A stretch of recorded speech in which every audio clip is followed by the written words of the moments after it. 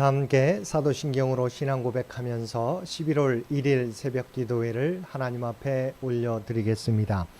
전능하사 천지를 만드신 하나님 아버지를 내가 믿사오며 그 외아들 우리 주 예수 그리스도를 믿사오니 이는 성령으로 잉태하사 동정녀 마리아에게 나시고 본디오 빌라도에게 고난을 받으사 십자가에 못 박혀 죽으시고 장사한 지 사흘 만에 죽은 자 가운데서 다시 살아나시며 하늘에 오르사 전능하신 하나님 우편에 앉아 계시다가 저리로서 산자와 죽은 자를 심판하러 오시리라.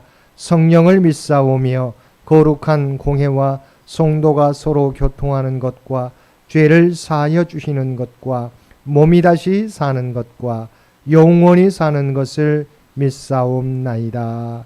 아멘. 우리 다 함께 찬송 330장 함께 찬송 부르시겠습니다. 찬송 330장입니다.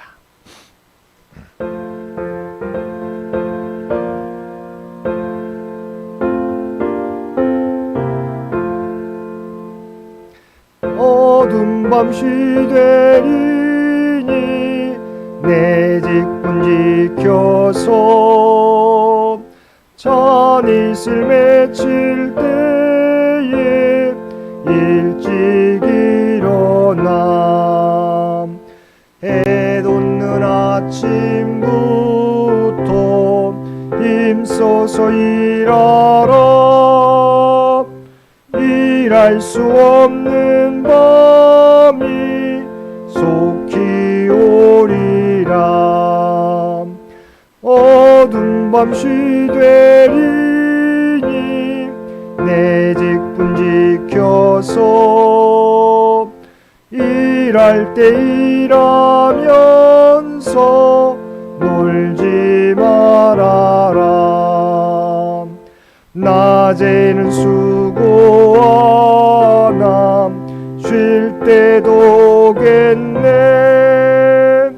일할 수 없는 밤이 속히 오리라.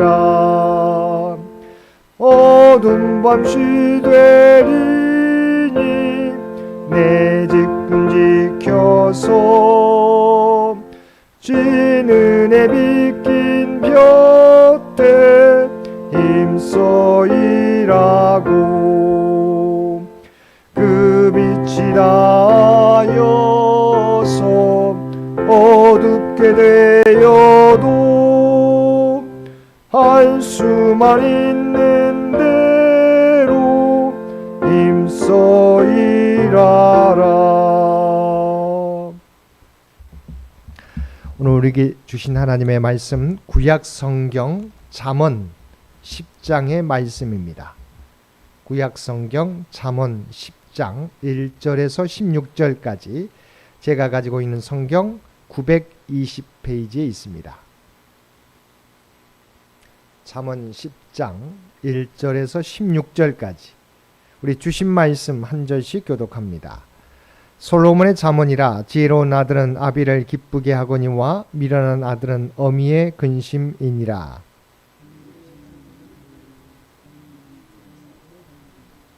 여호와께서 의인의 영혼은 줄이지 않게 하시나 악인의 소욕은 물리치시느니라.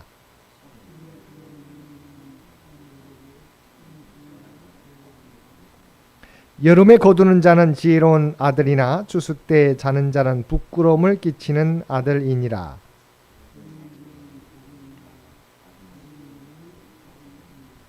의인을 기념할 때에는 칭찬하거니와 악인의 이름은 썩게 되느니라.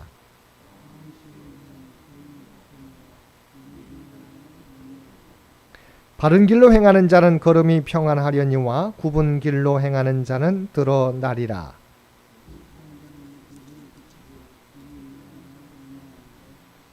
의인의 입은 생명의 샘이라도 악인의 입은 독을 머금었느니라. 명철한 자의 입술에는 지혜가 있어도 지혜 없는 자의 등을 위하여는 채찍이 있느니라.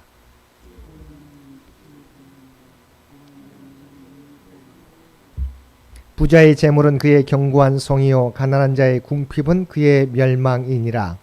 의인의 수고는 생명에 이르고 악인의 소득은 죄에 이르느니라. 아멘. 오늘 저 새벽을 깨우고 말씀과 기도로 수요일 하루를 시작하는 우리 모든 성도들 가운데 하나님의 놀라운 은혜가 언제나 함께하여 주시기를 주님의 이름으로 간절히 축원드립니다. 오늘 본문에서 솔로몬은 삶의 여러 부분에서 지혜로운 자와 미련한 자를 대조하여 묘사하고 있습니다. 먼저 1절을 보면 지혜로운 아들은 아비를 기쁘게 하거니와 미련한 아들은 어미의 근심이니라고 하였습니다. 잠언에서 솔로몬이 말하는 지혜는 인간의 목적을 이루기 위한 수단으로서의 지혜나 윤리 기준이 아니라 하나님과의 관계와 관련이 있습니다.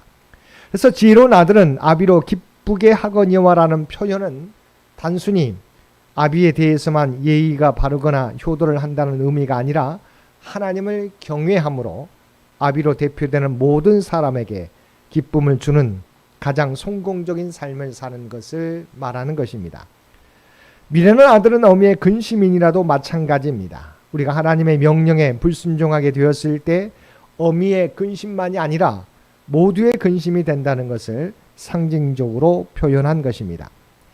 2절에서 솔로몬은 불의의 재물은 무익하여도 공의는 죽음에서 건지느니라고 말하였습니다. 여기서 불의의 재물이란 부정하게 획득한 재물을 의미하며 무익하여도는 문자 그대로 아무런 유익이 없다는 것이며 종말적으로 불행과 파멸에 처해진다는 의미를 함축하고 있습니다.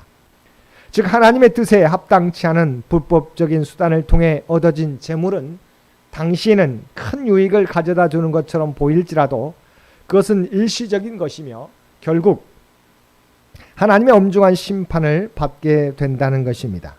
반면 공의는 성실하게 일을 하여 재물을 취득하고 이를 공동체의 유익을 위하여 사용하는 의로움을 가리키는 것입니다.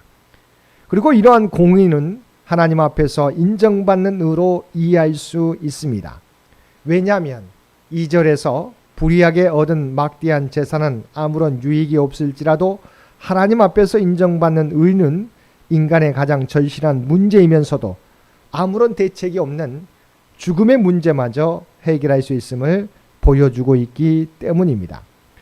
그런 점에서 2절에서 사용되고 있는 재물과 죽음은 그 자체만이 아니라 사실상 인간의 모든 삶의 분야를 다 포괄하는 것으로 이해될 수 있습니다.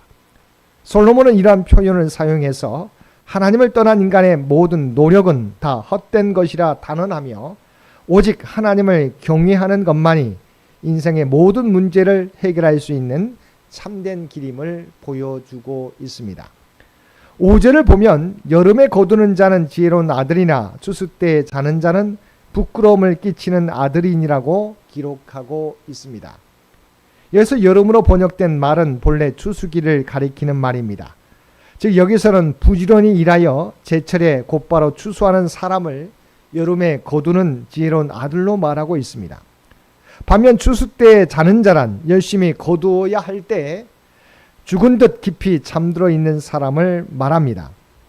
이는 단지 게을러 거두지 않는 자가 아니라 씨를 뿌리고 가꾸어야 할 봄과 여름의 기회를 허비하여 이제 거두고 싶어도 거둘 것이 없는 무능하고 무기력한 자를 지칭하는 말입니다. 이것은 바로 게으름의 대가인 것입니다. 게으름은 이처럼 우리가 결코 가져선 안 되는 삶의 태도인과 동시에 그 자체가 우리를 축복과 은혜로부터 멀어지게 하는 무서운 저주입니다. 게으름을 이처럼 경계해야 될 이유는 현재의 게으름은 미래에 우리의 삶을 황폐하게 하며 어떤 기회나 선택조차 박탈해버리기 때문입니다. 나폴레옹은 이와 관련해서 우리가 어느 날인가 마주칠 불행은 과거 우리가 소홀히 보낸 어느 시간의 보복이다라고 말한 바 있습니다. 우리에게 주어진 시간과 기회를 헛되이 보내지 않는 저와 여러분들 되시기 바랍니다. 7절을 보면 의인을 기념할 때에는 칭찬하거니와 악인의 이름은 썩게 되느니라고 하였습니다. 여기서 솔로몬은 다시 의인과 악인의 삶을 대조하면서 말씀을 이어가고 있습니다. 그가 여기서 말하고자 하는 것은 의인과 악인의 죽음 이후에 관한 것입니다. 즉 의인은 죽음 뒤에도 그 이름이 후세 사람들의 기억 속에 좋은 추억으로 남겨질 것이지만, 악인은 그 이름이 마치 음식이 썩어 사라지듯 사람들의 기억에서 흔적도 없이 사라질 뿐 아니라 추하고 혐오스러운 기억으로 후대에 기록될 것이라는 것입니다. 의인과 악인의 삶은 이 땅에서만이 아니라 이 땅에서 삶을 마쳤을 때도 분명히 구별되는 것입니다. 9절 말씀은 의인과 악인의 삶의 특징을 인생에 대한 은유로 자주 사용되는 길을 소재로 하여 보여주고 있습니다. 9절을 보면 바른 길로 행하는 자는 걸음이 평안하려니와 굽은 길로 행하는 자는 드러나리라고 하였습니다. 여기서 바른 길로 행하는 자는 누구에게 보여도 떳떳한 삶으로 고의적으로 자신을 숨기거나 은폐시킬 이유가 없는 사람을 의미합니다. 반대로 굽은 길로 행하는 자란 그들의 특성상 그들이 행한 일들이 남들 앞에 공개되기를 꺼려하고 은폐시키며 숨기려는 욕구가 강한 사람을 말하며, 그럼에도 불구하고 그들의 행위는 곧 드러나고 말 것임을 말씀하고 있습니다. 곧 은밀하게 숨겨둔 그들의 죄상이 공공연하게 알려지고 노출되어서 하나님과 사람들 앞에서 책망받고 수치를 당하게 되는 것이 그들의 운명임을 말씀하고 있는 것입니다. 하나님께서는 우리의 중심까지도 보시는 분이시기에 하나님 앞에 드러나지 않는 것이 없습니다. 아나니아와 삽비라의 이야기에서 알 수 있는 것처럼 그들은 자신의 재산을 팔아 그 일부를 바치면서도 전부를 바치는 것처럼 하였지만, 성령께서는 그들의 행위를 아시고 드러내셨습니다. 그 결과 그들은 그 자리에서 하나님의 심판을 받아 죽게 되는 안타까운 일을 경험하게 되었습니다. 하나님 앞에서는 감추어진 것이 없습니다. 언제나 하나님 존전에서라고 하는 코람데오의 믿음으로 살아가는 저와 여러분들 되시기를 바랍니다. 11절을 보면 의인의 입은 생명의 샘이라도 악인의 입은 독을 머금었느니라고 말하고 있습니다. 의인과 악인의 삶의 대조적인 결과에 대해 말하고 있는 솔로몬은 이제 의인과 악인의 입에서 나오는 말 또한 생명과 죽음으로 구분된다고 말하고 있습니다. 주님께서는 사람의 말은 기본적으로 그 마음에서부터 나온다고 말씀하셨습니다. 마태복음 15장 11절에서 입으로 들어가는 것이 사람을 더럽게 하는 것이 아니라 입에서 나오는 그것이 사람을 더럽게 하는 것이라고 말씀하셨습니다. 지혜로운 자는 사람을 살리는 말을 하지만 어리석은 자는 거짓과 분쟁의 말을 통하여 사람과 공동체에 치명적인 상처를 입힙니다. 그렇기에 사도 야고보는 야고보서 1장 26절에서 누구든지 스스로 경건하다 생각하며 자기 혀를 재갈 물리지 아니하고 자기 마음을 속이면 이 사람의 경건은 헛것이라고 지적하였던 것입니다. 우리의 말을 생명을 살리는 데 사용하는 저와 여러분들 되시기 바랍니다. 12절을 보면 미움은 다툼을 일으켜도 사랑은 모든 허물을 가리우느니라고 말씀하고 있습니다. 본문의 말씀은 너무나 유명한 말씀으로 일반 사람들의 입에서도 흔히 회자되는 말씀입니다. 여기서 솔로몬은 미움과 사랑을 서로 대조시키면서 그것이 각각 어떤 결과를 가져오는지 분명히 밝히고 있습니다. 즉 미움은 다툼을 가져오지만 사랑은 모든 허물조차 가려준다는 것입니다. 사랑은 어떤 싸움과 증오와 미움 속에서도 화합과 화평을 가져다 줍니다. 그러나 미움은 어떤 평안과 화평 속에서도 싸움과 갈등을 초래하며 끊임없는 보복과 살육을 일으키는 것입니다. 지혜로운 삶은 사랑의 삶을 선택하지만 어리석은 자는 미움의 삶을 버리지 않습니다. 하나님의 사랑을 받은 자로서 서로 사랑의 삶을 선택하며 살아가는 저와 여러분들 되시기 바랍니다. 이처럼 지혜로운 자는 하나님을 경외하며 그의 입술과 삶에서 진실과 부지런함과 사랑의 삶을 살지만, 어리석은 자는 하나님의 말씀에 불순종하며 그의 입술과 삶에서 거짓과 게으름과 미움의 삶을 삽니다. 하나님께서는 이 모든 것을 아시고 지혜 있는 자에게는 생명과 평안과 복을, 어리석은 자에게는 부끄러움과 심판과 멸망에 이르게 하십니다. 오늘도 우리의 삶 가운데 하나님을 경외하며 그 말씀대로 살아가는 우리 모든 성도들 되시기를 주님의 이름으로 간절히 축원드립니다. 함께 기도드리겠습니다. 사랑과 은혜가 충만하신 아버지 하나님, 하나님께서는 우리의 중심까지 아시는 분이심을 믿습니다. 하나님을 경외하는 삶이 지혜로운 삶인 것을 깨닫고 언제나 하나님의 말씀에 순종하며 사랑과 성실과 생명의 길을 걸어가는 저희들 되게 하여 주옵소서. 오늘도 이 나라 이 민족 가운데 함께하여 주셔서 하나님께서 친히 통치하여 주시기를 원합니다.